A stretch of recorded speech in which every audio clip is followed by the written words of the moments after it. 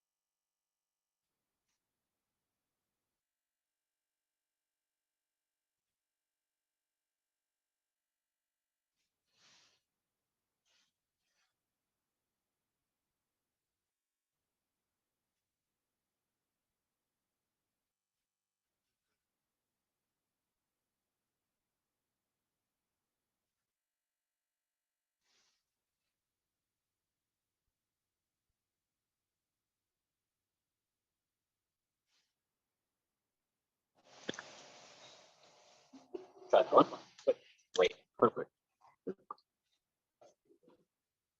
Yes, can you hear me now? Testing, testing. You're back. Great. All right. Back, yay. Woo. We love a hybrid event, but we work with it, right?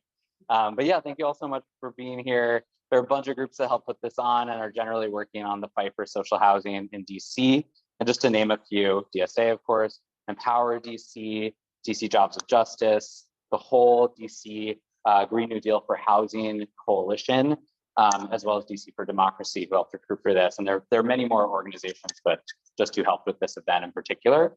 And like David said, if you haven't already signed in, we'd really appreciate it. It's in the back. We'll keep you updated about the fight for social housing. It's really going to ramp up as we move into this fall. You'll hear more about that later, but would love to keep you updated and get you involved if you're willing.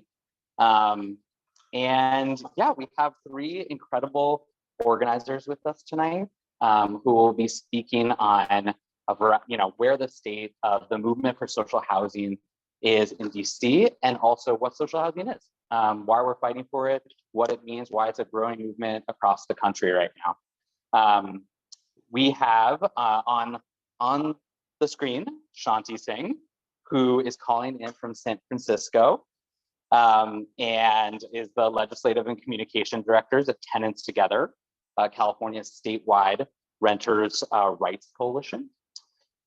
We have to our left, Parisa Naruzi, over the end of the table, who's the co-founder of Empower DC. And we have Nadia Salazar-Sandy right here, with an organizing director with DC Jobs with Justice. And the way tonight's gonna go, we're gonna have Shanti speak a little bit on the history of social housing and what social housing is, just generally, and why it's so important, and a little bit on what's happening in San Francisco and what we can learn from their fight for social housing there.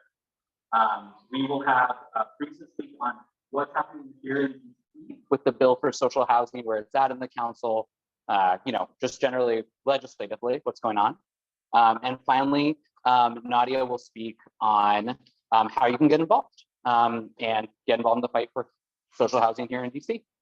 And then we're gonna hear from y'all. We're gonna open it up for questions. I have some questions for our panelists, and we will make sure to, if you have a question, to allow you to speak near the end of get at least 20 minutes of questions in. But if you have any questions while we're going through, make sure to think about them and write them down. I know that initially we said on our panel that we would have council member Zachary Parker. He had to cancel, so that is why he's not here tonight. So without further ado, we will start with Shanti on the screen here. So by way of intro, Shanti Singh is the Legislative and Comms Director at Tenants Together, California's statewide renters' rights coalition. She formerly co-chaired DSA San Francisco and currently works on tenant organizing and social housing issues as the chair of the San Francisco Housing Stability Oversight Board, which is a citywide policy commission for exploring social housing strategies. She's also the board vice president of the San Francisco Community Land Trust. So really grateful you can be here, and I'll turn it over to Shanti. Hi, everyone. If whoever's in charge of the slides, I will only need 2 slides on this. Sorry, I should have told you. It's I think it's 4 and 5. So if you want to go to those, it's or one of those. Yeah, don't worry about community agreements, or yeah, there we go. That one's perfect. Don't worry about community agreements. This is from a meeting we did last year or 2 years ago. So hi, like I said, Shanti Singh, she, her. I'm with Tenants Together in my day job and do a lot of social housing work in my day job and my night job. I'm just going to get us started, I think, like talking about, yeah, I mean, social housing is a movement and a policy and its importance, and like set a little context that I think is true in California, and some examples from California, but also some stuff for all of us. So yeah, like as you see on this screen, I think when we're talking about social housing, you know, we don't have, I think we're getting as a movement, not just in SF or California or DC, but everywhere, as a movement, we're approaching some definitions of social housing, but it still really encompasses like a really broad set of policies and strategies. But you kind of have your core tenets up there, right? And like the really important ones, of course, you know, it's permanent affordability, it's permanent decommodification, right? It can't be privatized or, you know, exploited for profit, investor profit in any sort of way, which is very different from the way that we fund subsidized housing today. You know, that there's democratic control and tenant security and tenant autonomy, which can also take very different forms. You know, that there's universality and access to social housing. You know, you're not shut out of social housing because of your income, because of your ability, and all sorts of other reasons why we have discrimination and exclusion in the private market. And of course, quality and sustainability. We want these to be good places to live, places that people want to live, right? And really push back against a lot of the sort of defunding of housing that we've seen in the past in the US. So, you know, that's kind of our broad umbrella, right? And there's a lot of different models and things that sit under that. But one thing we've been talking about a lot, and, you know, we're in the process at Tenants Together, it's not just in San Francisco, we're trying to set up our own sort of coalition and goals around social housing demands in the city, but we're actually trying to create a coalition statewide right now and fight for social housing. And so what we talk about a lot is like housing justice people and as tenant organizers is contextualizing much the same way that I think a lot of us in DSA are used to when we're contextualizing things that are kind of, you know, a social democratic policy demand is something much bigger than that. It's both, you know, it's a movement for tenant power is how we see social housing. So it's more than just a policy goal or an end goal, but it's a successful social housing system is a manifestation and an expression of tenant power and a vehicle for more tenant and working class power, right? And of course, we're defining tenant more broadly beyond just housed people who happen to rent from a landlord, although that is kind of the core, but we're talking about a bigger group of people when we're talking about tenants, right? While, you know, and the other thing too is, I mean, I think there's a lot of talk, everyone talks about Vienna. I went to Vienna last year with some comrades from New York. It was fantastic. But, you know, I think we really have to talk and think about, you know, we can't necessarily replicate the conditions that led to, say, Vienna's social housing system or other other social democracies or systems in other countries necessarily. We can't replicate those conditions. We might not want to, given in some cases that Red Vienna happened, you know, came out of the very dire circumstances and the collapse of the Austro-Hungarian Empire. And of course, then had to survive the Nazis, which a lot of the folks who are pushing for social housing did not. So those are things we don't want to replicate. But what we can adapt is the sort of political coalitions and working class demands that created that system and still defend the successful social housing systems. And, you know, when we look at the US sort of context, I think one of the things that like I and a lot of people take pains to emphasize is that social housing, it sounds like a new thing. It's getting a lot of traction. A lot of people are hearing about social housing as if it's like a buzzy new term, but it's really not. I mean, that we have in America, in our communities, in our working class communities, we have had social housing struggles for over a century. Right. You know, of course, you know, there was a sort of universalist workers' demand with the National Labor Housing Conference for, you know, a very broad and mass social housing program in the lead up to the New Deal. That's not what we got out of the New Deal. We got a two-track system sort of, you know, underfunded and segregated public housing and subsidization of homeownership. But, you know, we have a very rich social housing history to draw from. Social housing has been just kind of like in Vienna, where it was part of a broader workers' demand. There were other demands. There were demands for rent control. There were labor demands for a 5-day work week. You know, it was just one of many, many demands coming out of a workers' movement. We have seen in the United States over the last century, we have our own rich social housing history in our backyards that we sometimes forget about, right? Whether it's, you know, again, the labor demands in the lead up to the New Deal, you know, civil rights demands, like when, you know, the Southern Christian Leadership Conference went to Chicago and occupied slum housing, which, as you know, the home of Stomp Out Slumlords, you guys will definitely understand what that's like.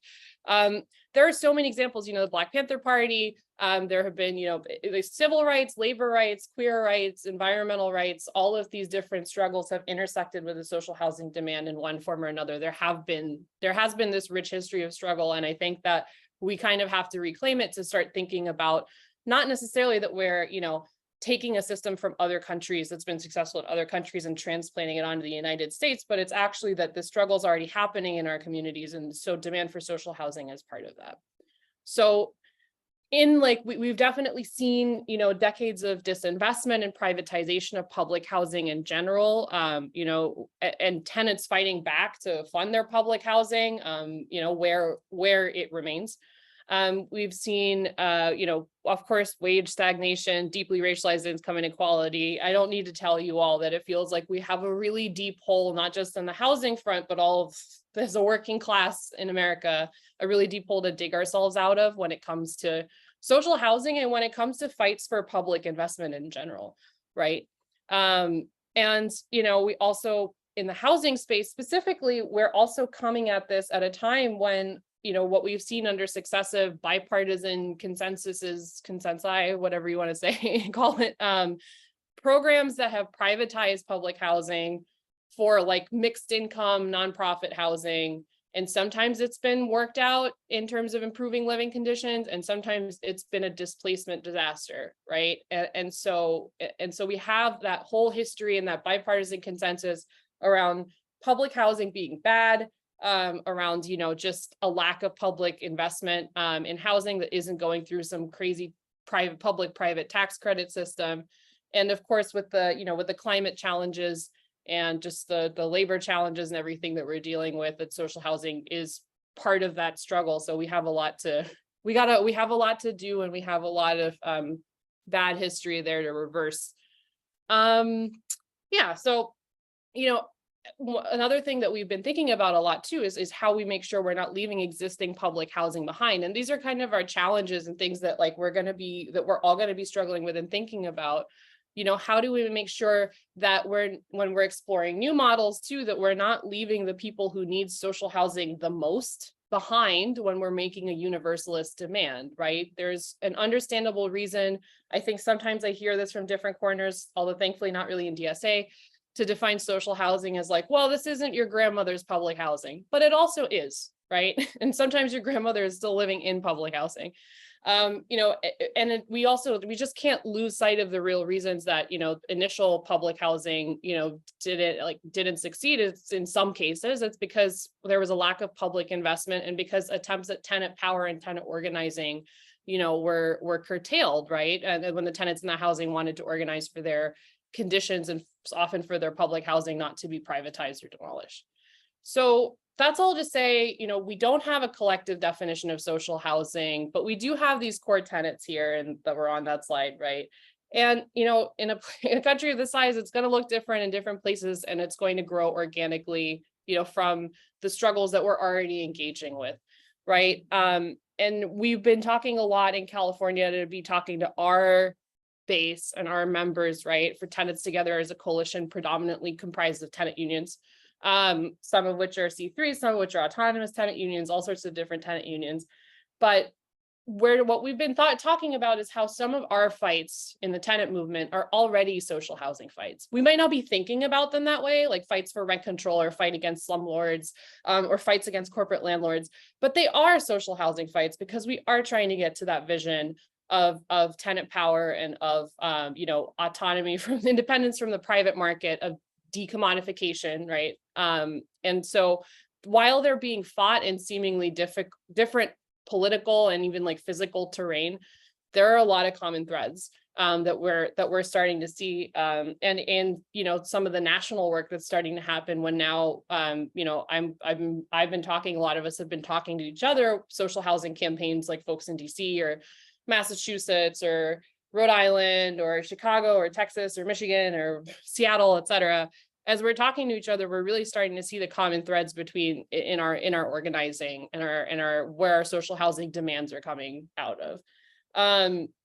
So, a couple examples of this that I wanted to kind of tease out from California. So I'm talking a little bit, like I will mention SF, but also I'm going to talk about California more broadly too. Some examples, of course, there's anti-corporate landlord campaigns. So, for example, there's now a new Blackstone tenants union because Blackstone is buying up so much housing in California and across the United States.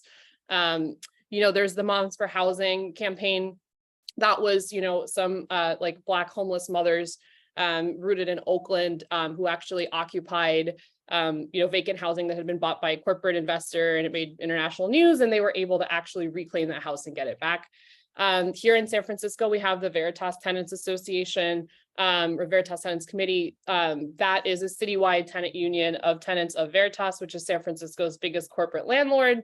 They love to buy and flip rent-controlled housing, like the building that I'm in right now. There's a bajillion Veritas buildings around me. But that's a citywide tenants union that went on a debt strike during COVID, and has actually many times pushed for, so far not successfully, but we're still fighting, that every time Veritas is unloading its properties, it's literally currently on foreclosure and default of like $1 billion worth of its properties, and is like being allowed to bid on its own debt. That's crazy.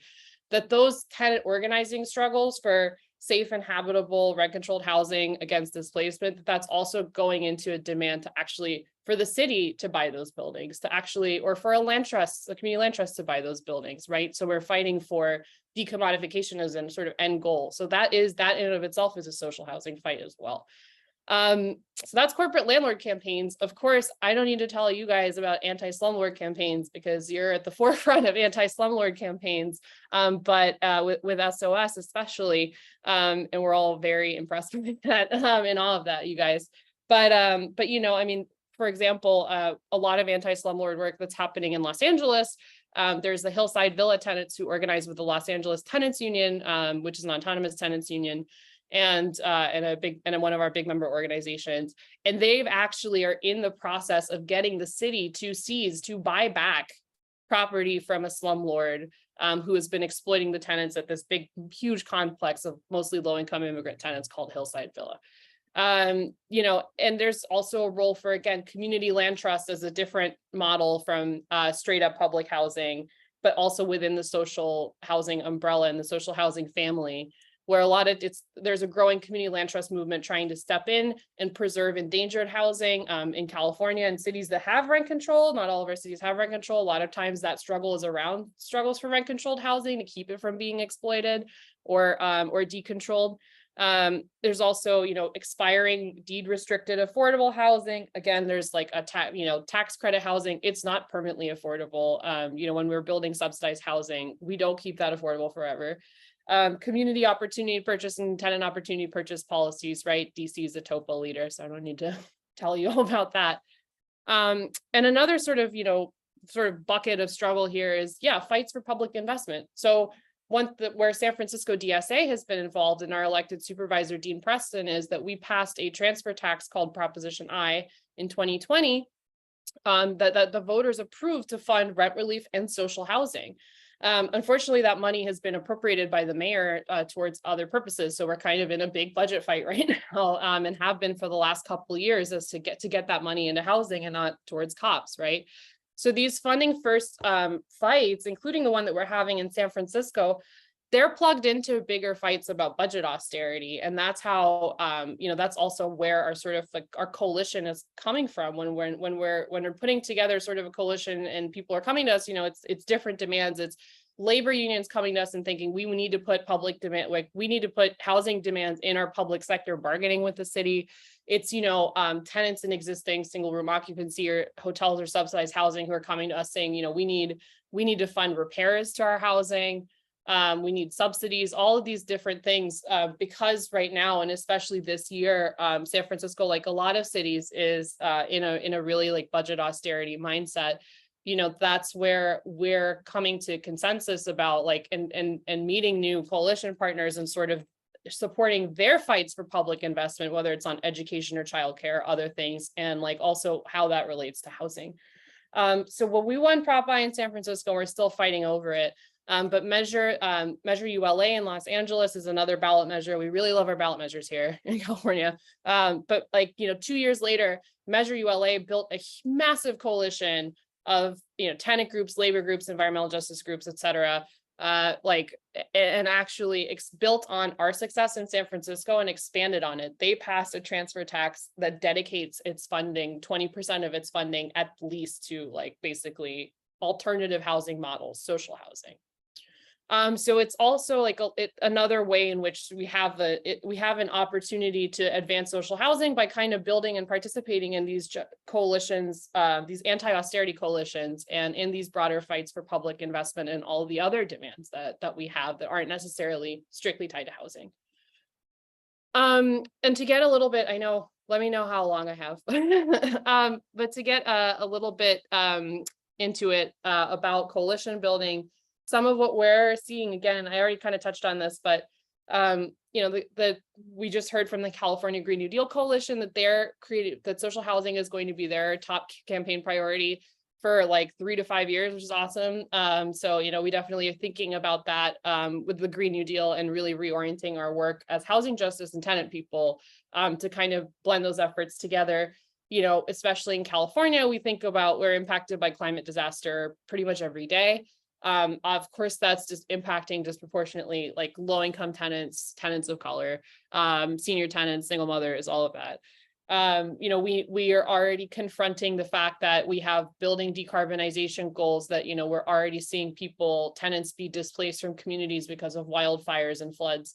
And we know that the private market can't be trusted with building decarbonization or climate resiliency. We're already concerned about how speculative loopholes that already exist in state and local laws, could turn, could create an eviction crisis if we aren't careful about how we, decarbonize housing, but we desperately need to. So these are already things that Californians are thinking about all the time.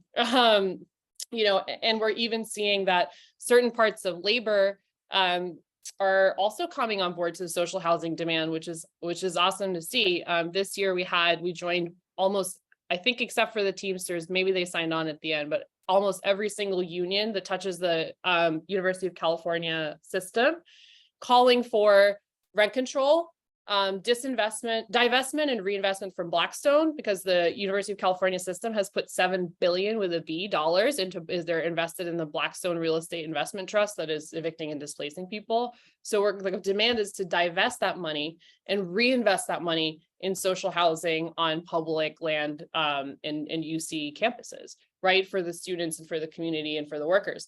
So, that's a really cool thing to see. We're seeing social housing increasingly also become a labor demand.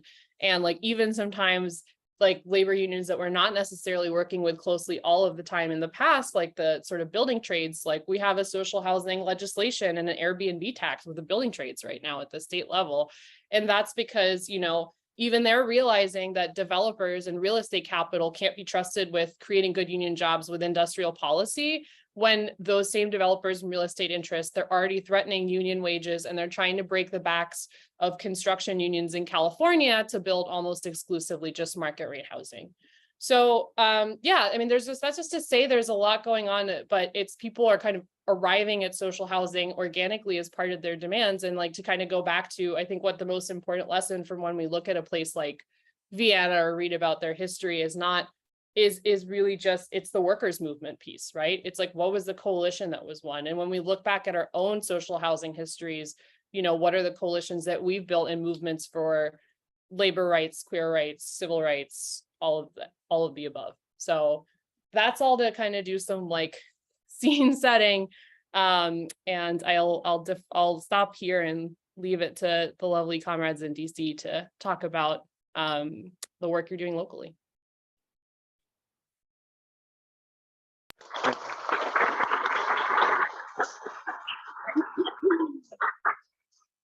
Really appreciate it. Next, we are going to hear from Parisa a bit on where DC's movement for social housing is right now at City Council. Parisa co-founded Empower DC in 2003, an organization which works to build the confident self-advocacy and organized political power of low, moderate income DC residents with a focus on fighting the displacement of residents affected by DC's gentrification boom. And before Parisa gets started, I would love if anyone's standing in the back and needs or is like in an uncomfortable seat or anything, we have chairs up here so you can go for it.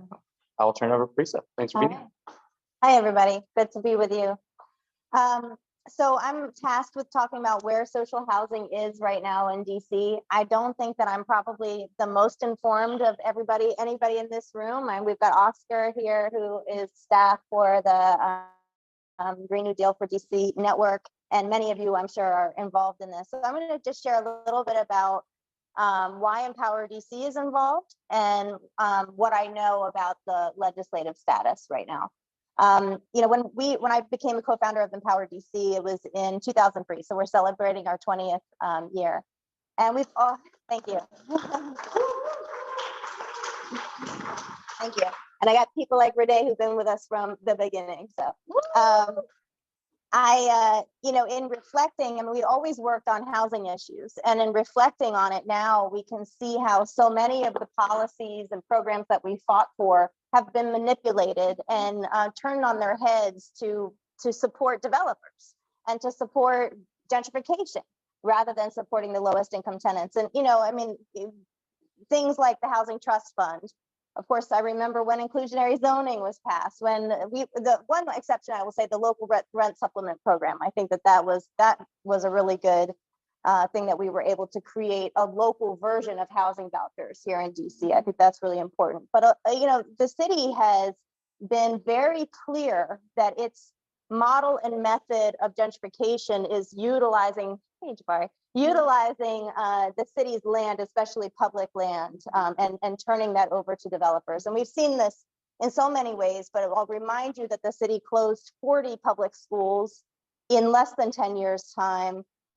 You know, fired over 700 majority Black teachers, privatized a number of other agencies, childcare centers that used to be operated through Parks and Rec, so many other things. And so this privatization has happened across the board, and it's been part of this, you know, method of destabilizing DC communities who had gathering places, had, you know, centers of whatever it was, education or recreation, that were taken from them. And that's all been part of this.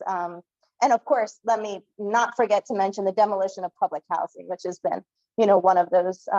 So when we talk about social housing and why we're getting involved in this now, Empower DC has been focused on public housing for about the last decade. And I certainly don't think social housing is a replacement for public housing. I think we need to continue to, you know, work to build power in public housing and support public housing residents with demanding control, power, repairs, maintenance, and their vision for the future of their communities, which I hope will, you know, our hope is that that becomes more of a whole community approach within public housing. And I think right now with social housing, we're not yet quite talking about more than housing. There's a little bit of talk about first floor retail in these buildings, but it's still being talked about as buildings. which is something we might want to, consider. How do we move beyond thinking about a building and think about a community? But I would say some key things that are, I think, will help us with organizing social housing is that, it's not controlled by the federal government. This has been a huge problem for public housing. The divestment comes from the feds. As you all know, we don't have representation. It's very hard to, develop the leadership and the power that we need to really fund public housing on the federal level. So the fact that it would be locally controlled and locally funded gives us more leverage, right? More leverage to fight and hold people accountable. And of course, the big thing that we value about it is that it's non-market, it's public land, it's public money, and we believe that housing is a human right. We believe that housing should be available to everybody who needs it, and that is exactly what we should be spending our tax dollars on. And maybe the mixed income model that social housing provides could help steer away from some of the economic isolation and stereotype that has, befallen on public housing. Although I also think it's going to be one of the trickiest components to really build intentional community, especially with people who come from different backgrounds. Because I know we face that already just in this mixed income, which is usually not, we aren't seeing too many examples where communities are really mixing. Let's say this, we have a huge classism problem in DC, I don't have to tell you. And it permeates every single thing that we do, but it's very, very much problematic at the leadership level. So like, especially with Black leadership, where, it's good we have Black leadership that are from DC. However, they tend to be from an economic group that, exhibits a lot of classism. So I would say where we are now, I think many of you know that Janice Lewis George was the initiator of the introduction of the bill in 2022. There was a marathon hearing. Raise your hand if you were there or watched it. Many of you were. And I thought overall that was great. But I will say in looking at the hearing, it was not representative of DC, right?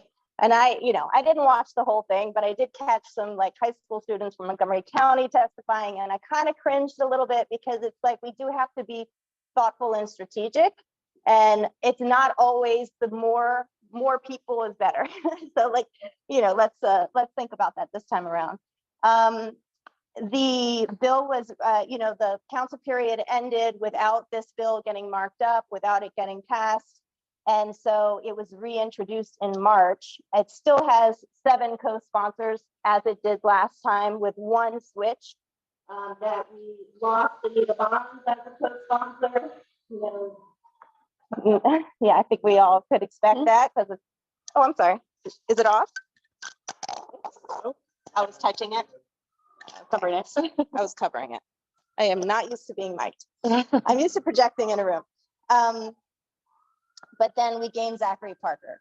I think in terms of where it stands now internally, the coalition, the network has been really trying to communicate with each other about what do we feel in the bill we need to fight to preserve. Like we want to make sure this stays in it through passage, and what do we really need to fight to change. And to be honest, I don't think we're fully there yet in terms of feeling confident that we are really clear on our position.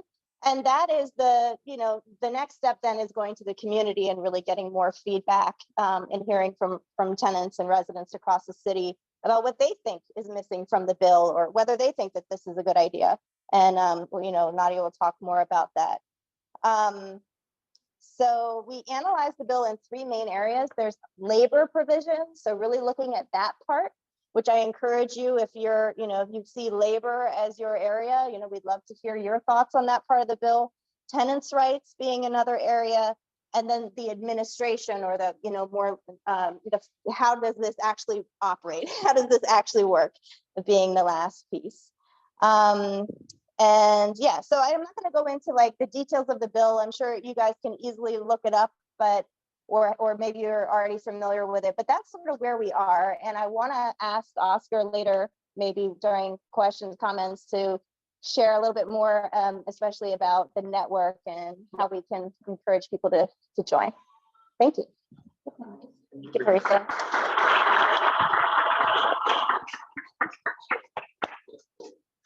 Great.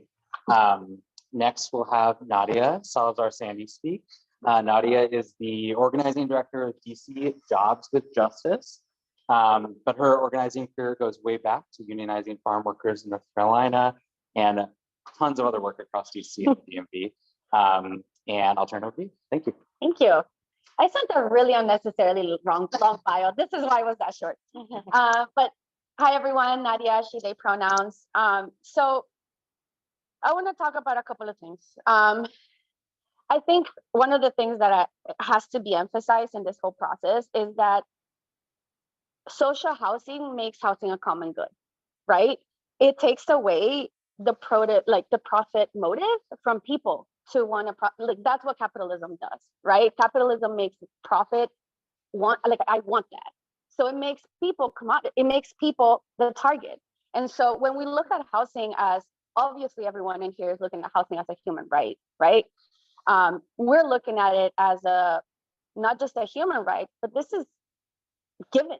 Like having a house, like secure housing for children's development, for a pregnant person, for people, it's just part of what makes you feel safe, right? So I don't have to go into detail as to why social housing is important to us.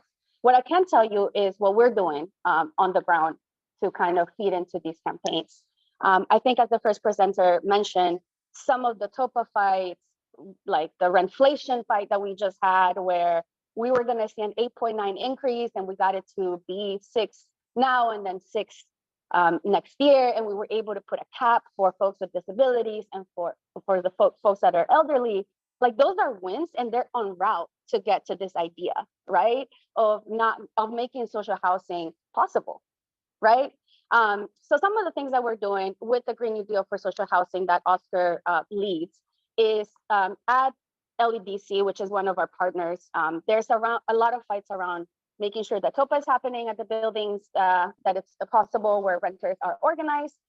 We're doing conditions organizing. So we're canvassing someone who's at risk of eviction, and we see that conditions is a problem.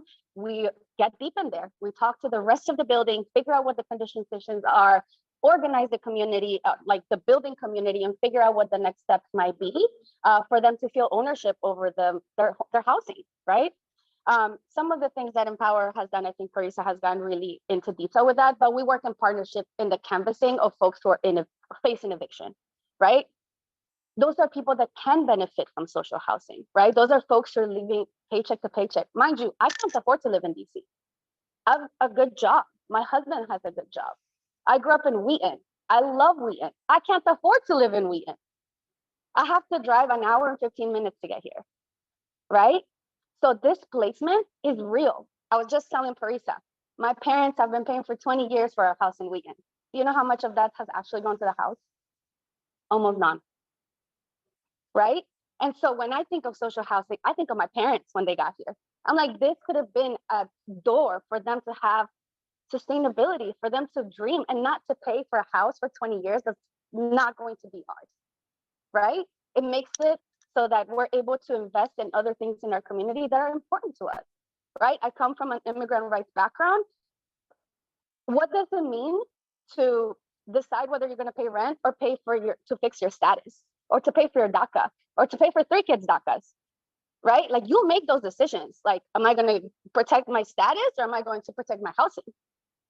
So we know that this disproportionately targets Black and brown people, and it displaces Black and brown people. We see it every single day. So what I really want to encourage all of you to do is connect with Oscar, connect with me, connect with Parisa, join our Green New Deal coalition. We're figuring this out by ourselves as well. I think as something was being mentioned earlier, we don't have a collective definition of social housing. We're building that together now, right? And really it's rooted from the idea that we were not able to think of something like that because capitalism constructs, right?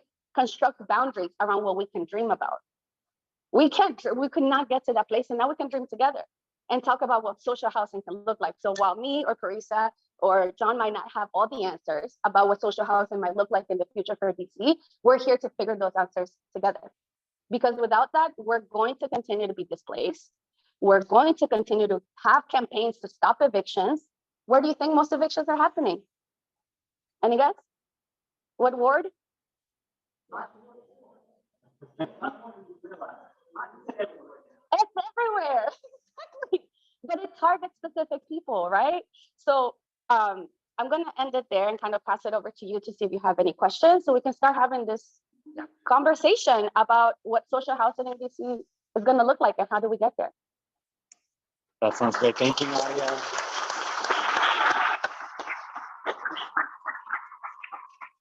Perfect. Thank you so much. I really appreciate it. And just on that, if you have not signed up in the back, or we can pass around some of the sheets, that is the easiest way. We'll add you to DSA's campaign, but we'll also add you to Green New Deal for, social housing campaign.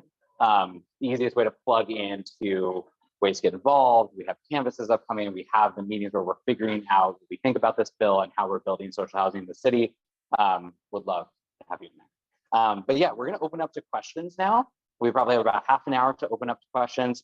I'm going to kick it off just with a question that I saw from the chat, and this will go to Shanti, who, just a really basic question, what is the difference between social and public housing? So if we could spotlight Shanti, that would be awesome. Yeah. I don't really see that. I see public housing as social housing. Sorry. Can you hear me? Okay. Now, yes. Okay, good. Sorry. I think it's important to make sure that public housing fights for social housing. I live in San Francisco. We don't have a ton of public housing. We've privatized most, but that there's plenty of the tenant movement's very familiar with fights for housing and like the history of public housing developments, like Cabrini Green, New York City Public, etc. And I think the best way to kind of think about this too is I had the privilege to go to Vienna and see it through the eyes of NYCHA tenants, right? In New York public housing tenants. And, when they were looking around at Vienna's municipal housing, their first reaction, to be able to like see it through their eyes and observe it, their first reaction was, this is what NYCHA could be if we invested in it. People want to invest in their public housing. I think, and I kind of hinted at this, I think the public housing is one of many social housing models. I think it's a very important one. It's my personal favorite, but obviously I love community land trusts. I'm on the board of one. But yeah, I think it's really imperative that we cannot abandon fights for existing public housing. I'm always kind of a little bit wary. Again, I don't really see the socialists doing this, but I do see some folks who are supportive of social housing kind of say, again, it's not your grandma's public housing. I think we have to push back against that. Because like it fights for public housing absolutely are social housing fights. It still exists. I don't think we want to, and given that what really hurt public housing in the past was a lack of public investment, and we are in a renewed fight for public investment. I think it would be bad for us to, play into too much of like, racist and classist, narratives about why public housing quote unquote failed. So that is, I don't think you can have social housing without having public housing and bringing public housing along, especially when those struggles of tenants in public housing, that's not just a huge part of our history, it's happening in the present today. So just one woman's opinion.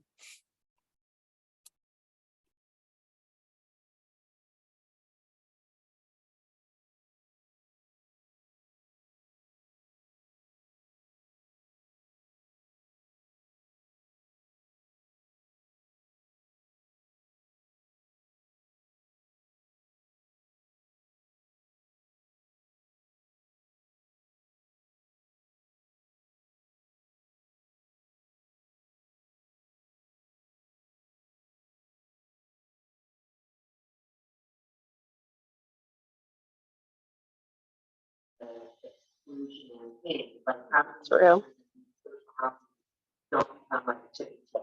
Yeah. Say it again. Sorry. Can we ask the question one more time? Can y'all hear me? Yeah, so like, how do we make sure, like, when we give this community control and this community ownership of these social housing, we avoid this type of HOA exclusionary kind of way? Like, obviously, community is great, but community changes. Like, I've only been in DC for less than a year, but I consider myself part of the community I live in. Other people may not, but that person's opinion shouldn't prevent me from being able to live in a community I want to. So it's kind of like, you know, we have infamous Chevy Chase, which is very exclusionary. How do we avoid social housing not turning into that? It also has one of the highest arrest rates in the entire county, Chevy Chase. Just, yeah, Chevy Chase and Wheaton. Does anyone want to serve that? I mean, I don't.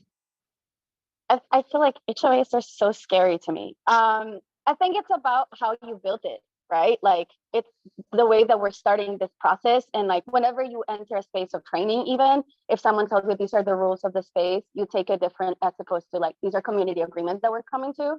I think also term limits and things like that in spaces are important, like, so that it's not systemic, right? So that it's not the same group of people making the same decisions over and over again. That would just be like things that I can think of like the top of my head. Yeah, and you know, it's human beings, no matter where we go, it's not gonna be utopian. And people have to put a lot of work, I'm sorry, a lot of work into building community. And typically we don't do that. So to me, that's like a big question mark of this bill, is who's going to do that and where? And I will say that as somebody who lived in a co-op for 10 years with people who were co-op people, we still had conflict. We still had to confront, what do we do if somebody just stops paying, and you know, their little share is part of the whole. So we need that little, like, and we want social housing to be like eviction free, right? We don't want people to be evicted. But how are we going to deal with that? And I think, to me, that's the biggest piece. I mean, certainly, I don't trust the government to make those decisions. So we're going to have to figure out how do we create an ecosystem of organizational support and accountability. Any kind of tenant organization needs ongoing support. Yeah. I don't think there's ever a case. There might be a case where you need less support during certain times, but there's financial issues that come up. There's maintenance issues. There was that minor earthquake in DC when I lived in the co-op. It created $30,000 of damage to our building. And then we had to figure out, you know, how to come up with that, you know. And these are things that I think the bureaucrats are not going to think about, because they probably don't live and they're not talking to people. So how do you resolve conflict? You know, I think the important thing is, you know, a lot of transparency and a lot of inclusion in making some agreements. And then, you have to uphold agreements. And hopefully that's done through a sense of community, and instead of something that's, you know, kicking people out. But again, it's human beings. And unfortunately, conflict is one of the biggest things that tears apart tenant associations. So.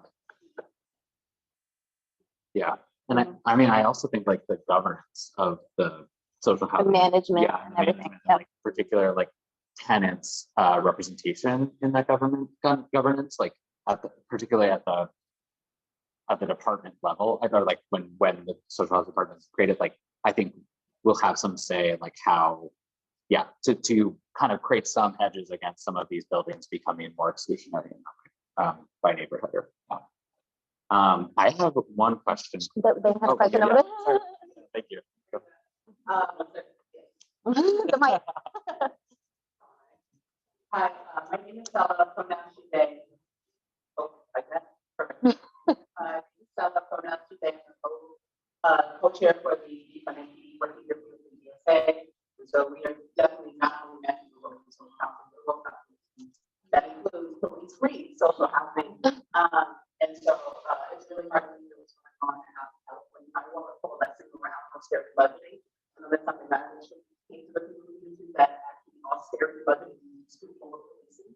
But we cut every other type of social program and people suffer those conditions. Yeah. So hopefully we'll kind of get a little bit more fun about that. But my question is around efficiency.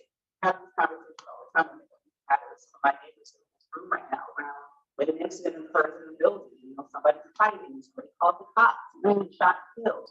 This happens. So what are the creative ways in which we can talk about having preventative solutions to this people safety? Some practical things that have happened in our building where before we did not have security cameras in the building, therefore we didn't know when, how, and where, because we had to actually document it and we come up with a community level solution that did not involve the police. So there are ways in which we can do that, but there's still this desire to really just call the cops and find where it is. So because we have this community for social housing, we also have other wraparound services. We have to street funding for that.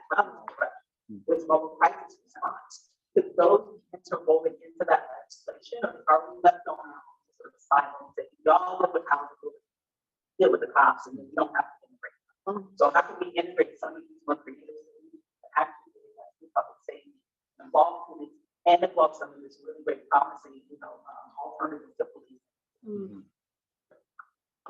If you can repeat what the question that you're saying, people online. Okay. So the question was kind of like, what do we do in terms of safety? Like, what creative measures can we take as a community that it doesn't include the police? All right. And I will say, as someone who, I'm a white Latina and I'm scared of cops. You know what I mean? Like, it is the reality, the sets of figuring out like emergency solutions. We saw this a lot with like when we're doing immigrant rights organizing, when we were trying to help people fix their status, like people that have records and things like that, and figuring out how to have those conversations with the field without feeling like people are going to be like, oh, I'm going to call the cops because I heard this person did so and so, right? And we had to come up with this understanding of what police is, and police protects property. Period. End of sentence, right?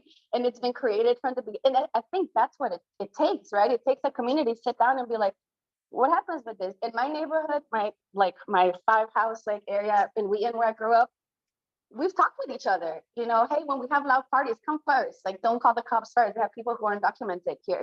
We're worried. We have people with records here. You can't just call somebody because the noise is too loud. So I think like figuring out community agreements for the building. Conflict resolution for the building, restorative justice for the building, because you're going to want to continue to live together. That's what I would think. Yeah, I totally agree. And then, I think that ecosystem of support, because I think when any building is isolated, I think especially with conflict resolution, it's often helpful to have a third party, so just thinking about that.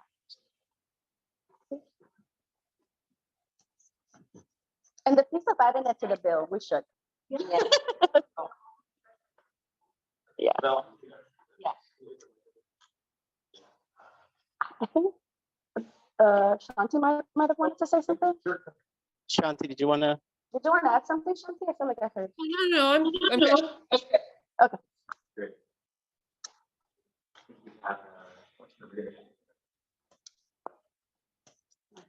Thank you.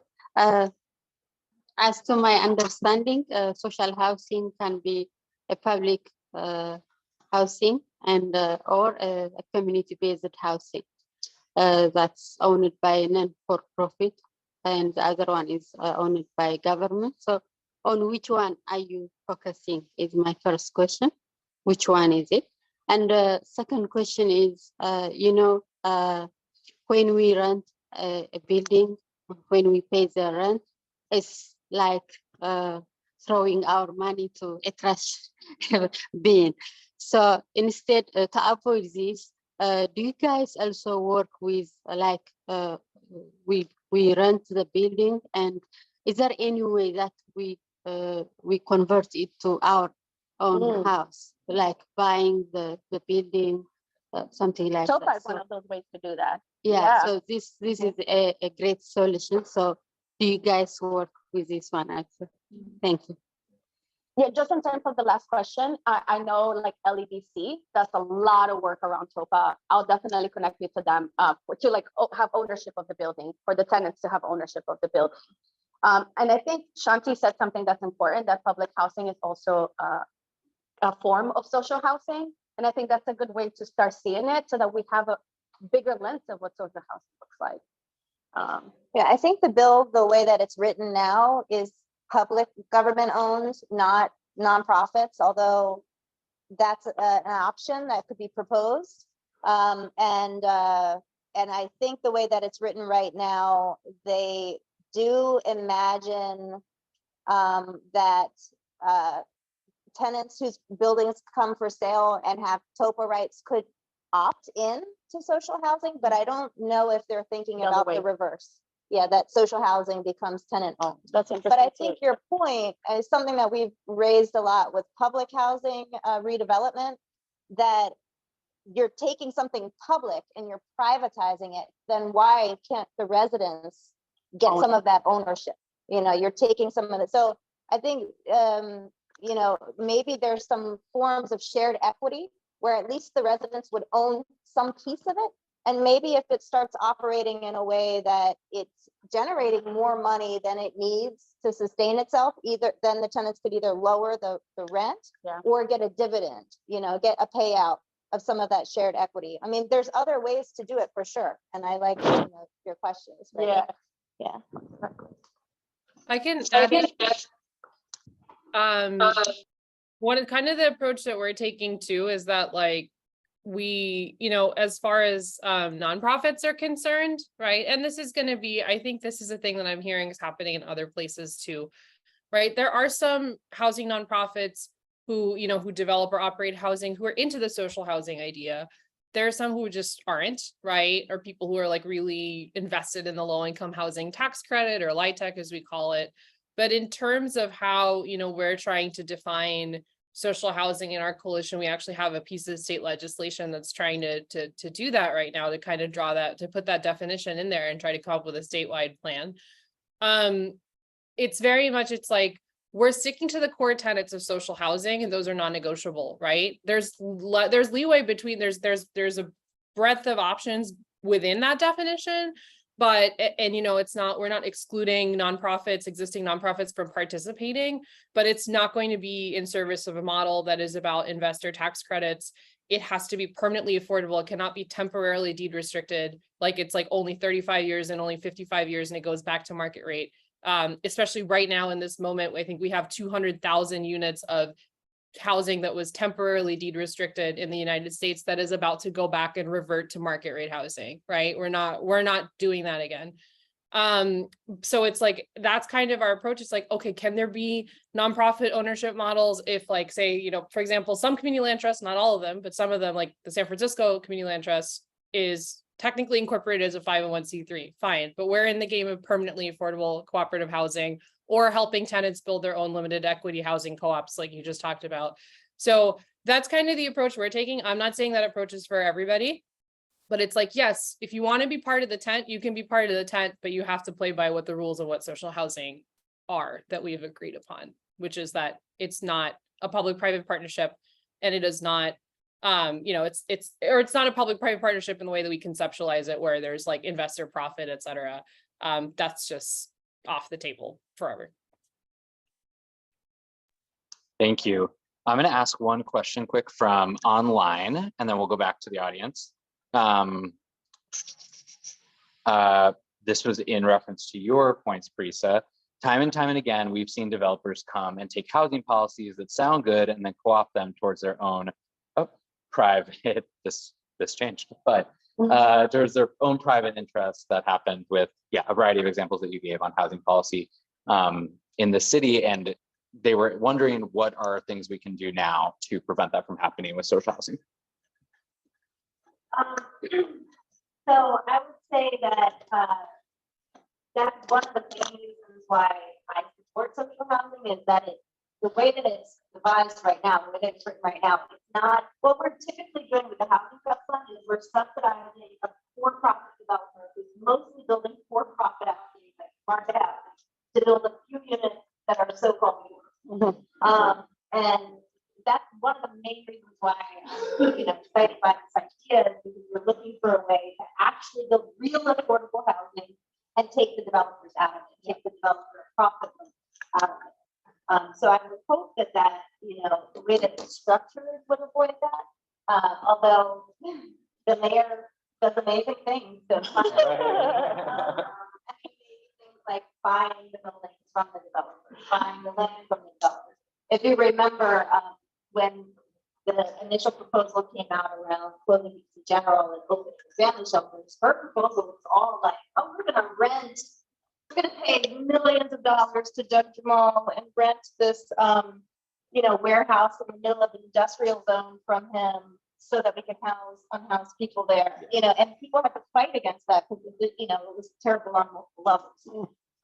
But also going back to the previous question, one thing I just want to point out is that, we could have a model where we layer tenant ownership with the public subsidy.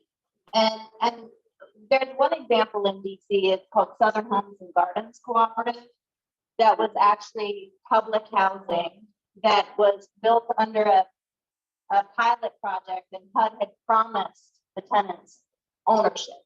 And they have had, of course, not made good on the promise. So my co-founder, Linda Leaks, had started organizing with them. And after 10 years, they did get ownership of the ministry, but it's still HUD subsidized. So it would be HUD, instead of HUD, it would be DC government subsidizing it. And then the tenants, could own it as a cooperative, which would mean that they would then, be involved in all of the decision making and all of that. Still have a lot of the challenges, but maybe that's something we need to explore more. That type of problem. Thank you. Any other questions from the audience? Over here. Hello. I have a question. There's supposed to have been a long effort to create a state bank for DC. And if there was a state bank like they have in South Dakota, then those monies could be controlled by the people, theoretically, and it could be applied to these different projects without having to go through the feds, without having to go through to Bank of America and Wells Fargo, the criminal organizations that run the money. So what effort has been done to look at the holistic pieces that would actually facilitate the capacity to do these things?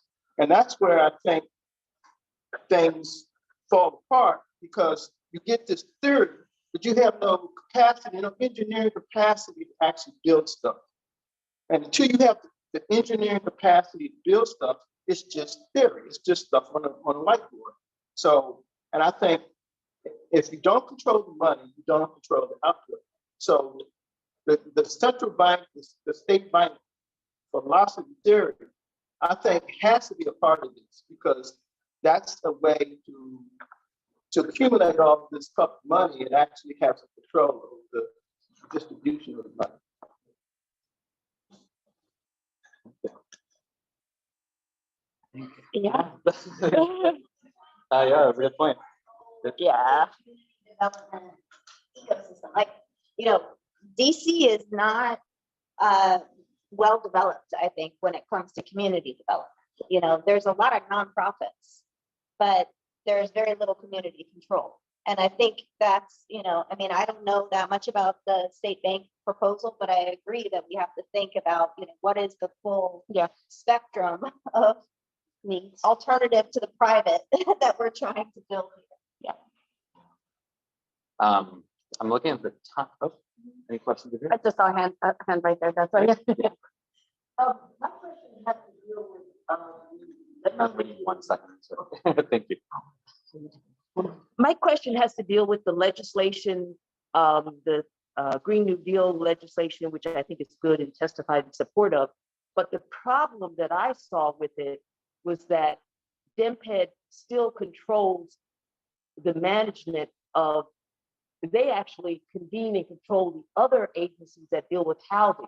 And so even if we have a Department of Social Housing and a Director of Social Housing, we have to find a way to be able to get that public land to the people doing the public housing.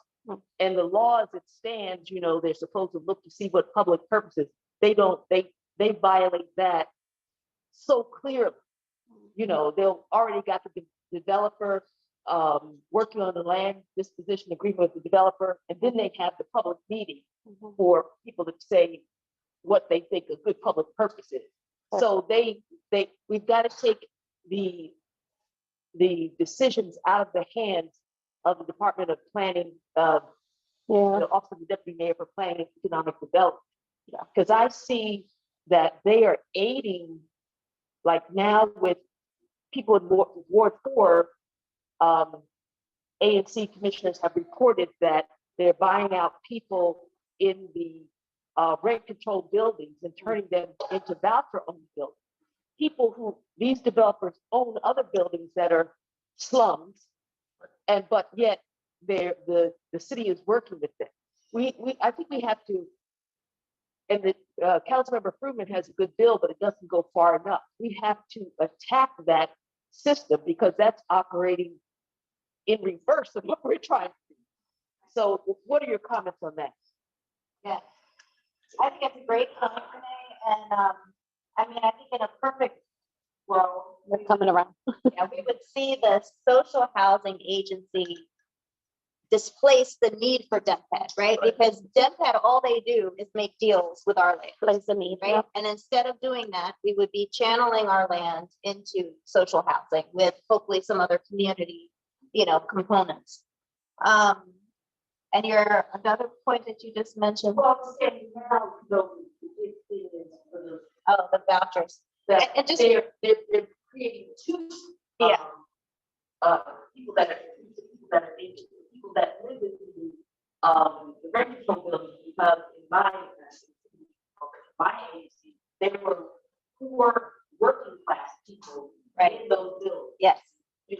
or seniors, whatever. Yeah. And so they're moving those people out and putting probably the poor people in, but both people are different.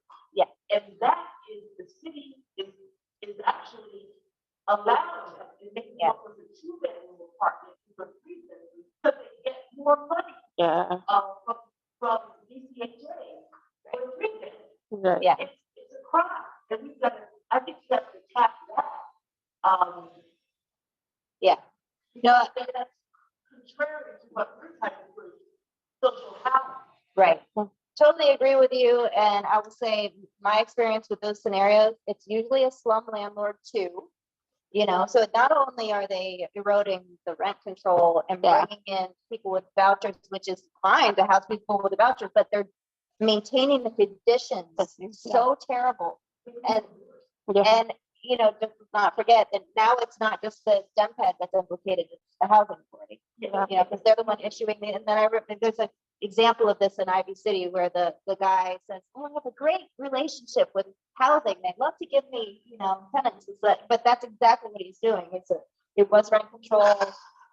He did go through bankruptcy, but terrible conditions. This OAG has been, supposedly investigating him forever. It's just all of the systems don't work. We know that. So the biggest challenge, and I think, one of the questions that was asked, said maybe I would get asked is like, what are going to be the challenges? But, we're still trying to create something new within a system that is failing in every other way.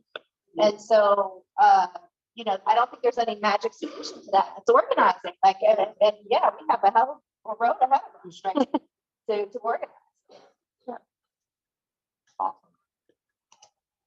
Cool. David and anyone, I think that might be our last one. And then we'll close up. David.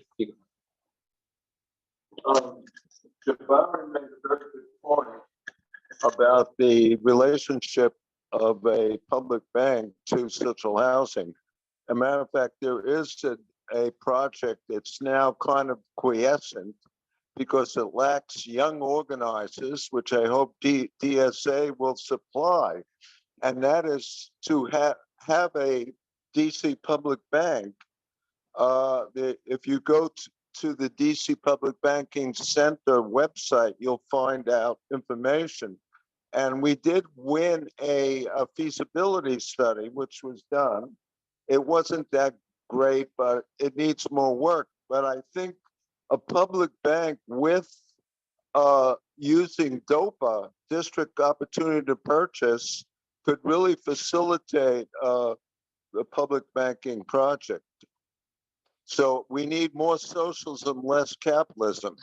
That's what DSA is about, right? Thank you. And I just want to mention, We Power DC is a great model. And I hope that DSA couples it with a public bank. Thank you, dude. That's great. And I feel like that's a great segue. We are hitting the end of our time / also the end of the library hours. So I'd love to hear Oscar or David, any plug that you can make to get folks involved with the really awesome coalition that is pulled together to make social housing a reality. Yeah, here, I'll pass this to you first, David. Oh, great. Good evening, everyone. I'm David Palms, along with John, leading a lot of the efforts of the Social Housing Working Group here in the DC DSA chapter. If you didn't get a chance to sign up here in person, please do.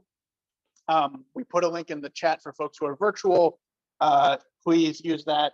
Maybe we can post it again for everyone. I know maybe the chat got disabled, but either way, we'll email everyone if you signed up with opportunities to get involved. David was right. We need a lot of young volunteers, and we really need you, especially, no matter what you're good at. DSA is organizing some events this fall. We're going to do some outreach at the DuPont Farmers Market on August 27th, at the Adams Morgan Festival, September 10th, the 8th Street Festival, September 16th, and the Open Streets, Georgia Avenue Open Streets Day, October 7th. So please let us know if you're free to join us. We're going to be talking to people, getting them to contact their council members, getting them to sign the petition, gathering stories from our neighbors. Sort of, what do you think social housing would mean for you? And just talking to them about what's happening with this bill, getting them involved. If you're good at something else besides talking to people, we also want to hear from you. If you're an artist, if you can do some posting and tweeting. I know I love to tweet. Whatever you're good at, we really want you to get involved with us to help us get the word out about this bill. We want to keep this conversation going through this working group, and through the chapter, and through our partner organizations. Please talk to us. Take a button. Please do that. Thank you, Shanti. We all know you love to tweet, David. Yes, now you do too. Follow me at David Palms. No, just kidding. Oscar, let me hand it over to you. Take this off. Yeah. Apparently there's threats too, so that's a thing, I guess. Hello everyone, my name is Oscar. He pronounced. I'm the coalition coordinator for the Green New Deal for DC coalition, a new coalition that was formed last year to push for climate legislation in the city, and one of the bills is the Green New Deal for housing. And Empire DC Jobs, as well as DSA, they are part of the coalition. And basically, what David said, we're going to be doing events as well. We're actually going to be back into this building, hosting a listening session for tenants, because we want to hear their experience and their housing experience as well. And yes, if you wrote your name in those fancy clips, we will definitely add you to our Google group. I usually send out emails and updates about what we're doing. And in addition to that, if there's like tenant meetings in your buildings, or if there's anything related to that, I would love to attend as well. Because I think for me, the conclusion at the end of the day is we want to get as much feedback from as much residents as possible. I think that's what's going to make this bill successful. We can deal with the policy wonkiness later on whenever we testify or we talk to council, but I think it's going to be important to hear what normal people just have to say about this and their housing experience, and them dealing with landlords and maintenance about their apartments as well. And you can follow us at GND for DC on Instagram as well as on Twitter. Maybe threats. I don't know. Maybe that's a thing if that continues. But yeah, I'll pass it. Yeah. We would love to talk to your ANC commissioners along with you as well. We want to get as many folks as possible telling their council members. And finally, I think we're going to decamp to another place after this. John, do you want to say? Great. Well, I guess first off, thank you to our panelists, and yeah, thank you. Really appreciate it.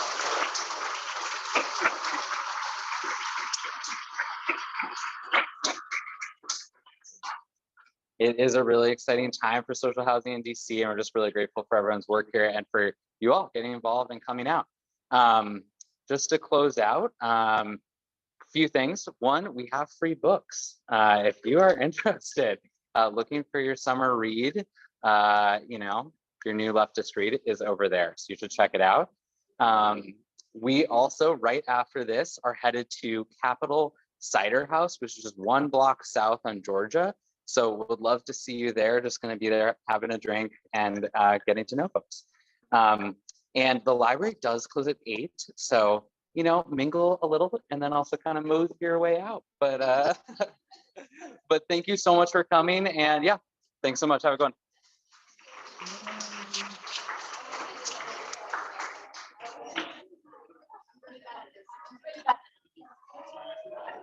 Hey, everyone. We are coming to a close. Thank you so much for coming. Come join us. We will be at the happy hour. I'm going to end the transmission now. Thank you all.